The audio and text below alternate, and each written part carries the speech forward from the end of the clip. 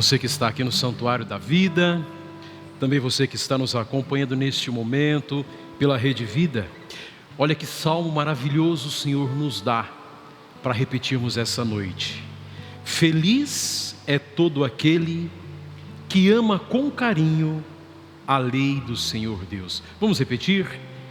Feliz é todo aquele que ama com carinho a lei do Senhor Deus.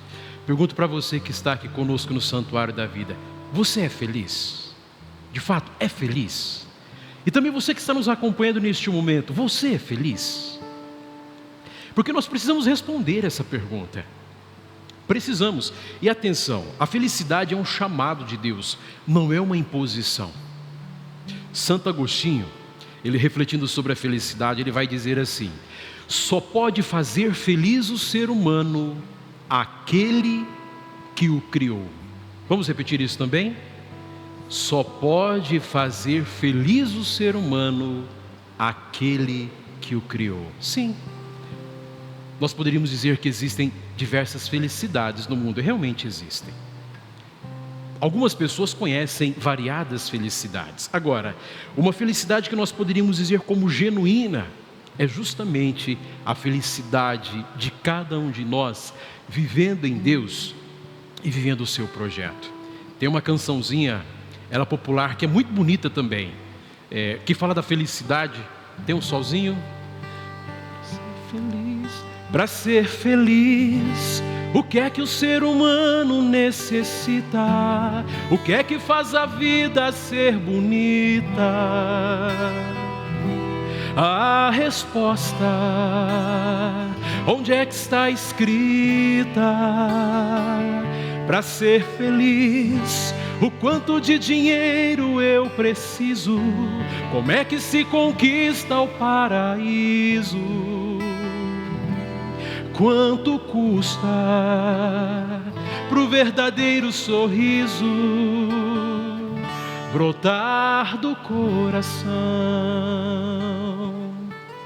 É interessante que pergunta: onde que está escrita a resposta para a felicidade?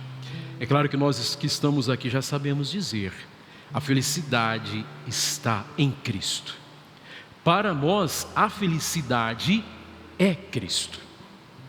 E acabamos de ouvir um evangelho que parece que às vezes pode nos confundir. Jesus está falando assim: olha, quem quiser me seguir, renuncie a si mesmo, tome a sua cruz e me siga. Primeiro aspecto, temos que entender que a felicidade é uma questão de escolha.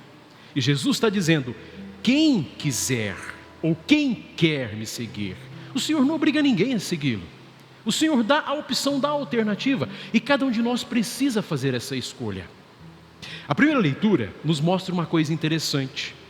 Nos mostra alguns homens, e a gente sabe todo esse episódio da construção, não é, desse episódio da Torre de Babel, e alguns homens que queriam alcançar a felicidade por si próprios.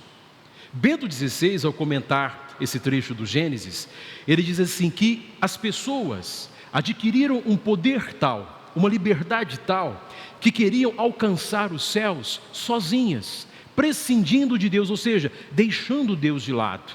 E a confusão se dá justamente por quê? Essa confusão das línguas. Porque não é possível alcançar a felicidade colocando Deus de lado.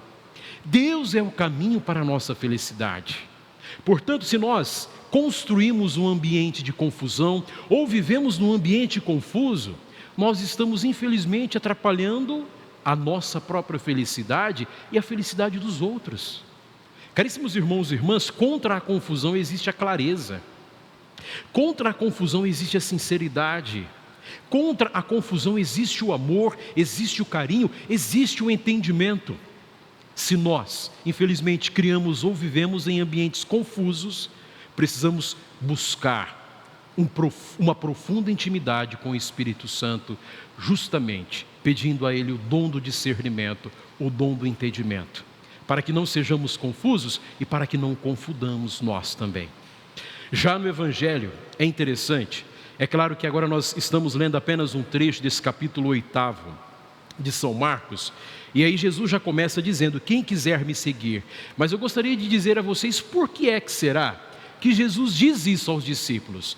Quem quer seguir deve renunciar a si mesmo, pegar sua cruz e me seguir. Houve um momento em que Jesus pegou os seus discípulos e foi para uma região que era distante da região central, região conhecida como Cesareia de Filipe. Eu acho que vocês vão se lembrar daquela situação em que Jesus pergunta ali para os discípulos: quem dizem os homens ser o Filho do Homem? Ele está justamente nesse contexto. Alguns dizem isso, outros dizem aquilo, até que Pedro toma a palavra e diz: olha, o Senhor é o Messias. Só que logo em seguida que Pedro diz isso, Jesus começa a falar que vai sofrer. A gente acha que para ser feliz não deve passar pelo sofrimento. Gente, eu acho que a felicidade se casou, na verdade, com o sofrimento.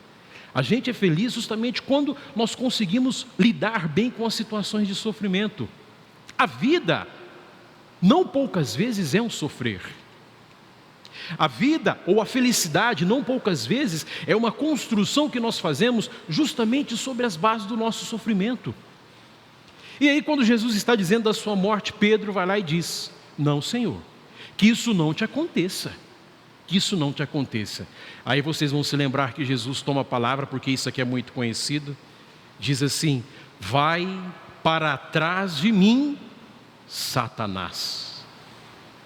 Já imaginou Jesus te chamando de Satanás? É claro que tem todo um contexto por detrás disso. Mas o que Pedro queria dizer?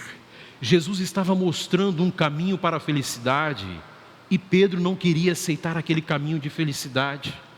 E é isso que Jesus diz: quem me quer seguir, precisa antes de tudo renunciar a si mesmo. Ou seja, era necessário que Pedro, os outros discípulos e também nós, é necessário que tenhamos essa dimensão da renúncia. A vida, ela é feita de renúncias, irmãos. E as renúncias que nós fazemos, nós não podemos ver de um ponto de vista negativo. As renúncias que nós fazemos são renúncias que vão nos conduzir à felicidade, vão abrir o caminho para nós a felicidade. Não é possível ter tudo na vida. Não é possível fazer tudo o que nós queremos nessa vida. É por isso que também nós, quando inspirados pelo Espírito Santo, precisamos nos tornar especialistas em escolhas, ou especialista em escolher. E qual deve ser a nossa especialidade? Em escolher o bem. A nossa especialidade precisa ser em escolher aquilo que é bom. Nessa noite, nessa sexta-feira, próxima quarta-feira, nós vamos começar o período quaresmal. Nós poderíamos já começar a fazer uma reflexão. O que é que está faltando que eu renuncie para que a minha vida seja melhor? A quem eu preciso renunciar para que eu esteja mais conectado com Jesus e ao seu projeto? Pedro deveria naquele momento renunciar às suas ideias. Às vezes também nós precisamos renunciar às nossas ideias. Eu reconheço, Padre Emerson, que às vezes eu sou cabeça dura. Às vezes eu reconheço que às vezes eu sou um pouco teimoso em algumas coisas, mas eu já aprendi que eu preciso renunciar àquelas ideias que não dão certo. Um casal, por exemplo, não é? Que vive em família, uma família. Se cada um quiser fazer cumprir as suas ideias dentro de casa, a casa será infelizmente uma Babel. Ninguém vai se entender com ninguém. E faz parte disso as nossas renúncias. Precisamos abrir mão de alguma coisa. E quando todo mundo abre mão de alguma coisa, a gente alcança a comunhão. Essa é a riqueza da renúncia. E Jesus diz ainda: olha, depois de renunciar, toma a sua cruz. O que é essa cruz? Antes de tudo, a cruz é a escolha. Antes de tudo, a cruz é a liberdade. É isso. Quando eu escolho uma coisa, eu preciso ser fiel àquilo que escolhi e compreender que eu abri mão de uma outra coisa. Essa é a cruz. Mas também nós temos outras cruzes ao longo da nossa vida. Temos os sofrimentos que nós criamos, mas tem sofrimentos que nós não criamos. E infelizmente eles batem também a nossa porta. O próprio Senhor, irmãos, carregou a sua cruz e contou com a ajuda de alguém para carregar a sua cruz. Agora eu pergunto a você: será que também nós ajudamos as pessoas a carregar as suas cruzes? São Paulo, quando escreve a Timóteo, que era um amigo seu, ele diz assim: olha, sofre comigo, me ajuda a suportar um pouquinho de sofrimento.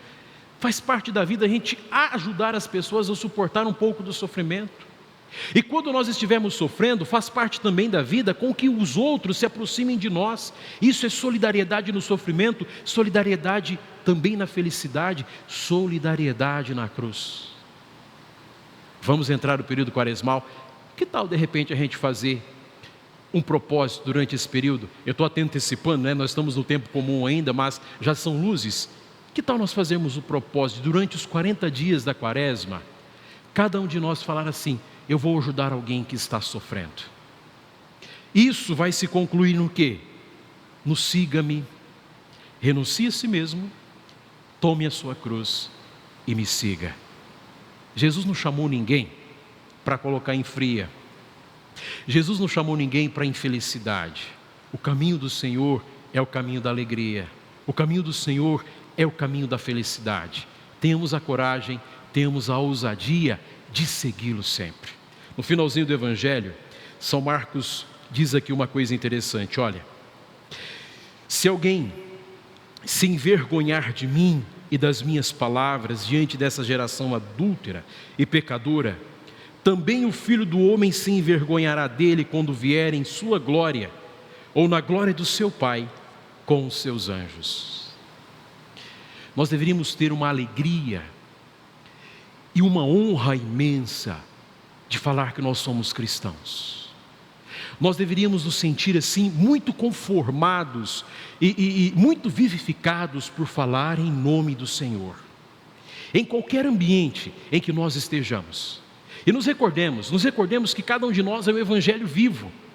Que mesmo no meio das pessoas, talvez a gente não diga o nome de Deus ou o nome de Jesus, mas as pessoas serão capazes de ver em nós Deus e Jesus.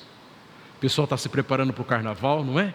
Alguns vão fazer a sua festinha, às vezes em casa, enfim. Independente no ambiente que nós estejamos, irmãos e irmãs, sejamos essa presença de Deus. Que as pessoas, ao olharem para nós, elas nos vejam como sinais. Sim, nós somos um poderoso sinal de Deus no meio do mundo. Saibamos estampar o nosso sorriso para os outros verem, não é?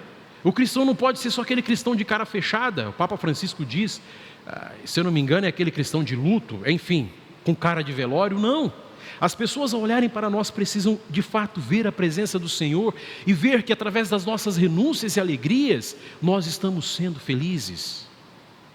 A cruz às vezes é pesada, mas saibamos carregá-la com satisfação, porque somos filhos da promessa. Filhos da promessa. O Senhor nos prometeu algo. O Senhor prometeu algo àqueles que o seguissem. Temos a convicção, o Senhor vai cumprir em nossas vidas as suas promessas. Que Deus alimente, conserve todos aqueles que se colocam a serviço. Você que nos acompanha, que está na sua comunidade, que desempenha o ministério, sirva com alegria, dê o seu melhor no seu serviço. Não faça de qualquer jeito, não. Dê o seu melhor. Dê o seu melhor na obediência, dê o seu melhor na sua entrega, dê o seu melhor na sua preparação. É assim que a gente constrói a nossa felicidade, é assim que nós baixamos tudo aquilo que é confusão, que é desunião no nosso meio. E assim a gente carrega as nossas cruzes, sem reclamar, sem murmurar, mesmo apesar do peso.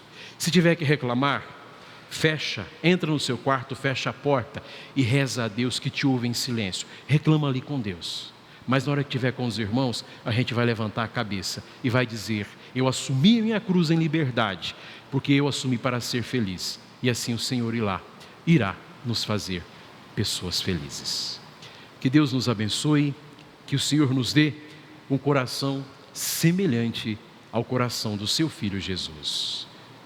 Glória ao Pai, e ao Filho, e ao Espírito Santo, como era no princípio, agora e sempre. Amém. Esse programa teve o apoio dos nossos benfeitores.